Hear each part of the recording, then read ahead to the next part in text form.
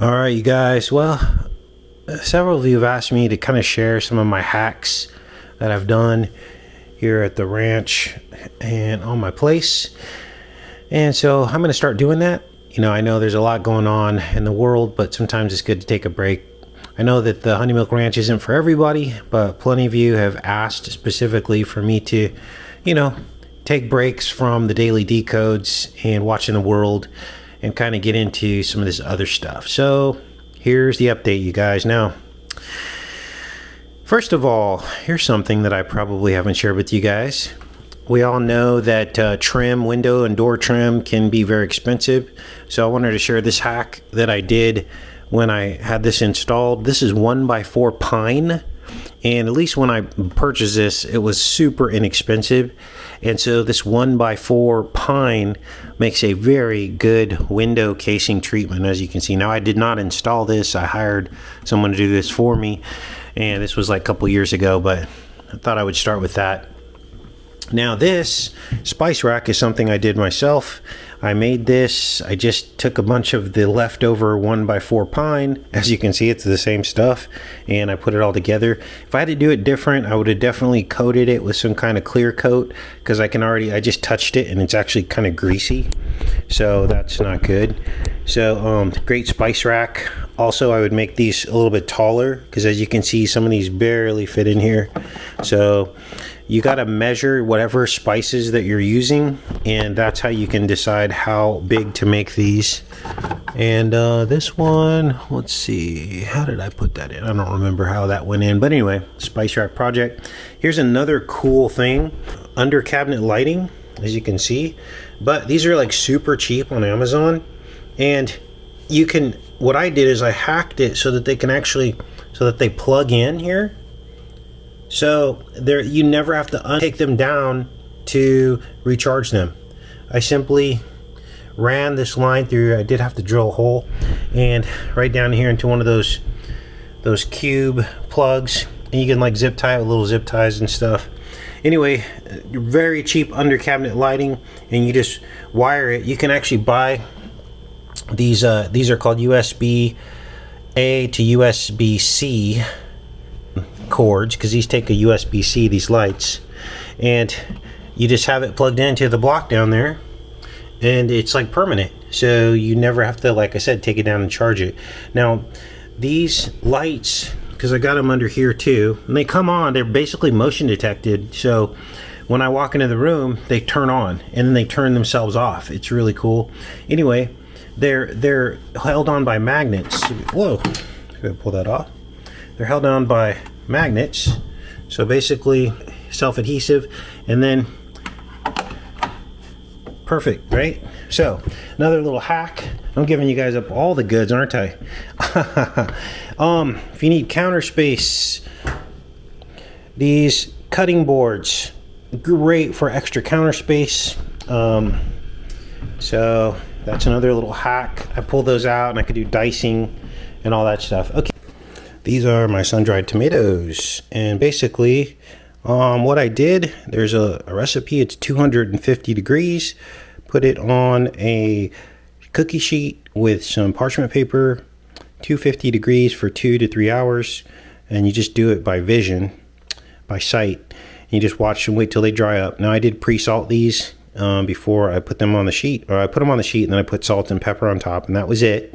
I didn't put any oil until after the process. And you cut them in half lengthwise, and if they're super big, you cut them in quarters lengthwise. You lay them all flesh side up on the parchment paper, and literally you watch them shrivel up into sun-dried tomatoes, which is amazing. And then when they're all done, you let them cool, and you put them in here with olive oil, and there's your sun-dried tomatoes. Now, I've tried this on some salads, and it was absolutely delicious. It's 10 times better than what you buy in the store.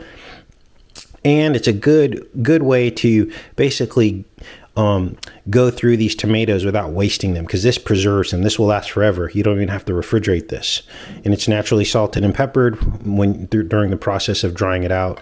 The salt actually helps it dry out in the oven a little bit faster too, is what I found as well, because salt is a drying agent.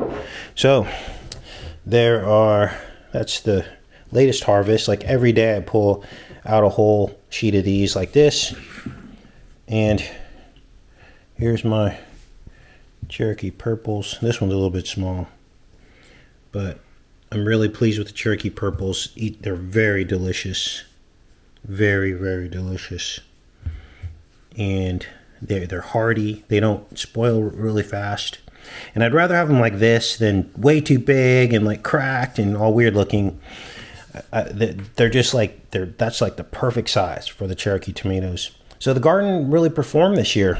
Now when the weather gets a little bit colder, I'm gonna hop onto spinach, kale, like early fall, like late summer.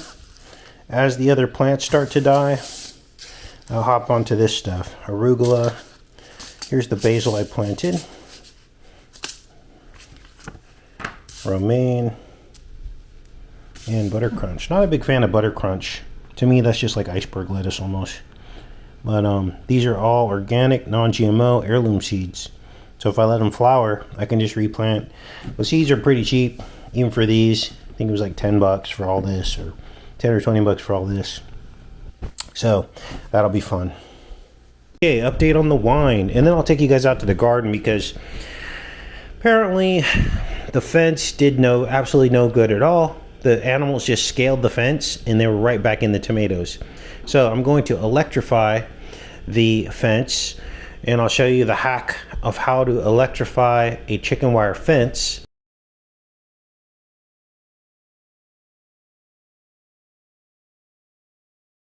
To keep critters out, and it's relatively inexpensive. You would be shocked. Literally, I think it was about less than $100 to electrify 2 fences, because you can piggyback off them, but I'll show you that in a minute. But anyway, this is the wine, and as you can see, the process of bubbling has slowed way down, but it's actually still giving off CO2. We're into the 3rd week here. This is 3 weeks, and it's got an airlock here, and that's water up there in the airlock, and it lets out CO2, but it keeps any oxygen from getting in, and it keeps any bacteria from getting back into the solution here, into the wine here. So I just measured this, the alcohol content.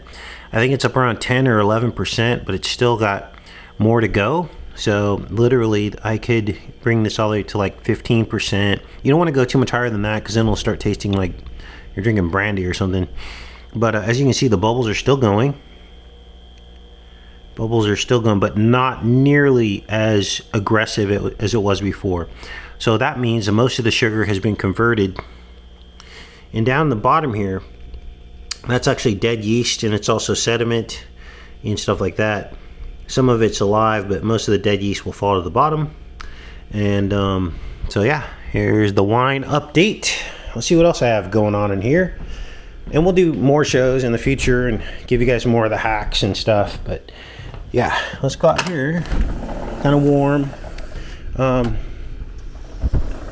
Let's see what we got going. Why don't we walk out to the garden? I got to be careful because it's copperhead season. A lot of copperheads are out. So I got my boots on today. I'm not going to play. And you don't want to step on one of these, especially the babies, because they do not hold back their venom, apparently. So I got the fence up. I was all happy. I'm like, yeah. Put the bungee on for the little door here. So always watch your walking in Arkansas, right? So I got the bungee on the door here, and I go inside and I look, and there's dead tomatoes half eaten in the bottom again. I'm like, what the heck is going on here? So I am going to electrify this fence, and let me show you. I got out here with the pickaxe, and I dug this trench because that's going to be a wire conduit between this fence here, this enclosure, and this enclosure. So basically I'm going to run the wire under the ground. It's not that far under the ground, but enough to where I don't run over it with a lawnmower. And then I'm going to pigtail off of the positive and negative and run a second one over here to the other fence. So I'll have 2 electrified fences. Now the crazy thing is that season's almost over. I mean, I've got tomatoes in there. Let's take a look. I'm not going to open this up just because I only got one hand, but as you can see, there's lots and lots of tomatoes. They're ripening, beautiful red tomatoes. And season's almost over, but as the season continues to cool off, I'm going to be pulling some of these and planting lettuce. I've got 5 or 6 different varieties of lettuce. I got like arugula, I've got spinach, I've got all kinds of lettuce. So can't wait to do that. And let's walk around here, make sure there's no snakes. I mean, even if a snake came, he probably wouldn't even be able to get through this boot. Look at that beautiful tomato. Look at that beautiful tomato footage. That one's almost ready to pull there. And there's all kinds of peppers popping off over here. I'll show you guys those. Oh man, ooh, there goes a frog. Apparently there's a bunch of frogs that live over here. So, I'll show you guys that one. Let's see if it's picking it up there. Look at that beautiful jalapeno there.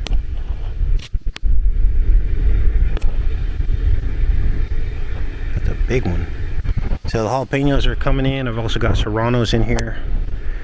And for some reason, my habaneros do not want to flower yet. I'm still giving it some time because it is very hot right now, and it will be hot. This little plant on the corner is a habanero. That's a habanero plant. But as you can see, it's thriving. Well, there's no flowers on it yet. So I'm waiting for the flowers to come off of this habanero plant. And there's more habaneros like under there somewhere, but the other pepper plants have kind of taken over. This pipe there, that's just the little highway for the drip hose, so that the water doesn't just drip down onto the ground. So it just carries whatever water falls out of the drip hose to either side of the bed. And yes, I either have to step over it or go around it, but no big deal. So the beauty of this is, yes, this garden was an investment, and you know, there are costs associated with the garden, but because it's set up now for the future, I won't have to worry about that next year. I've got everything I need. I've got my electric fence, which will be here pretty soon, and I'll show you guys the install on that on the next one. I've got my beds. I've got, you know, the soil mostly. I'm gonna have to amend that soil, and probably next year I'm going to or when this closes, when I have to close these beds down, I'm just gonna put cardboard on top and then put them to sleep after the whole harvest is over. And then I can come out and like add stuff from the mulch like later on back into the garden. I could just lift up the cardboard and put it under there, and the organisms would love that as they continue to break it down. Now the berry harvest is over, unfortunately. I mean, there's a few left on here, but essentially, ooh, actually there's just a couple. There's a couple. Whoa, look at that. Look at that. Would you look at that? There we go. Wow, that one just popped right off too. So, but mostly it's over. There's just a few stragglers. That was delicious. So what happens now is they'll all die off, and then they'll have to like prune those out, and then the ones that grew this year, they'll get pushed back onto and attached back to the trellis, and then they'll become next year's growth. And I would say it was a really good harvest this year. I was very pleased with it. No complaints. So that's good. Let's see what else is going on in Honey Milk Ranch. I got to come out here and pick some of these tomatoes. And I will be doing some kind of driveway restoration at some point. I've got to get this driveway taken care of. The problem is it's sloped. A lot of it is sloped back toward the house, and I've got to fix that because I don't want water kind of going under the house, because that's not good. You're going to run into moisture issues, mold, and critters get attracted to water that is standing. And I have a feeling I may have just a little bit of puddled water under the house during the heavy rains. It takes forever to dry out, and so I got to take care of that at some point, you know. So that's going to be my next project. These are Thuja green giants. And as you can see, they're not very giant. They've been kind of the same size for a long time. I put them here to kind of block the roadway here, because as you can see, that's the main roadway there. And basically, people when they drive up can like look right into the house. So fortunately, the good news is that you know, these will grow at some point. We've got a weed there. Get that weed out of there. Stealing the growth of the tree. You cannot steal the growth of the tree. These probably need water, but can you imagine? You just gotta keep watering everything, and it just keeps going. And it's basically just find yourself watering everything. So we will figure that out at some point. Everything's starting to kind of die. We're getting into, you know, late summer, fall. This tree seems to be doing better. There's the Thuja. This one's finally starting to grow. I think it's in more soil than these two. These might be more stuck in clay, kind of, which happens. It's just the way it goes. This one must have got a hold of a soil vein, so the roots are pretty deep. So that's about it, you guys. There's a kind of a wide shot of the garden. I'm really happy about the fencing, but I just wasn't expecting these possums just to climb over the fence like nothing. They're like, oh, fence. It literally stopped them for like one night. One night they didn't go in, and I thought, oh, problem solved. And then the next night they were eating half-eaten tomatoes. So fence is going up. That way I don't have to like hunt any wildlife, because, you know, this is their forest too. They were here first. I'm just a visitor. So I can just deter them, get them away from my stuff. That's great. Now, one more thing before we pop off of here. Here I was. I'm like cinder block king. All right. I'm the cinder block king. Nope. No, you're not. Oh, I did plant some, I put some basil in here. So around this blueberry, that's actually a blueberry bush, but it just never grows. It never dies, but it never grows. So I don't know what's going on with that. But all around it, I planted basil, and I put seed in there. So the seed should come up pretty soon. I'll show you the baby basil as soon as they come up. But anyway, back to this. So I had this thing. This is my mulcher. I had this thing. Whoa, look at that walking stick. Cool. Look, he's here to say hello. Look at that thing. Whoa. That is cool. I saw him out on the deck earlier, but I didn't want to disturb him. But wow, he's so red. Anyway, he's got like a red stripe on his back. That's really cool. Anyway, I had this thing all set up with this cinder block on the front. No one's gonna get in there, right? Wrong. So as you can see, all those eggshells on the side, something got in it last night, pushed the cinder block aside and tore the door, this little front door open. And you guys, I don't know what's going on. It's freaking insane. Is it a bear? Is it, maybe I need to put this whole thing behind the electric fence? Because like literally all I did was put fish bones in there because I had some trout the other day. And the fish bones is what, the smell of it attracts whatever semi-large predator that's tearing this thing apart to get to the just some bones pretty much is all that's left in there. So they're expending a lot of effort just to get this stuff. And so it just blows me away, you guys. It blows me away. So I think that's about it, you guys. Plan B with the habanero plants is pretty much if they don't flower, if I bring them inside, they'll actually survive till the next year and produce habaneros. So that's what I'm going to do. I'm going to bring all the habanero plants inside. I'm going to uproot them, bring them all inside, because I do have other habaneros over here inside this one. And I kind of planted them with the sweet potato. Well, planted these with the sweet potato. So that's a habanero. That's a habanero, and that's a habanero. They're alive, but they're just not flowering and not growing very much. So essentially, I'll just bring them inside and grow them over winter, and they will definitely flower next year. I'm pretty sure of it. But as soon as these vines die off of the sweet potatoes, then I'll dig them up, and we'll do a reveal on that too. So that should be pretty soon, because the vines seem like they're starting to die off. Got another little friendly critter. It's nice and cool under here. That's probably why it's under here.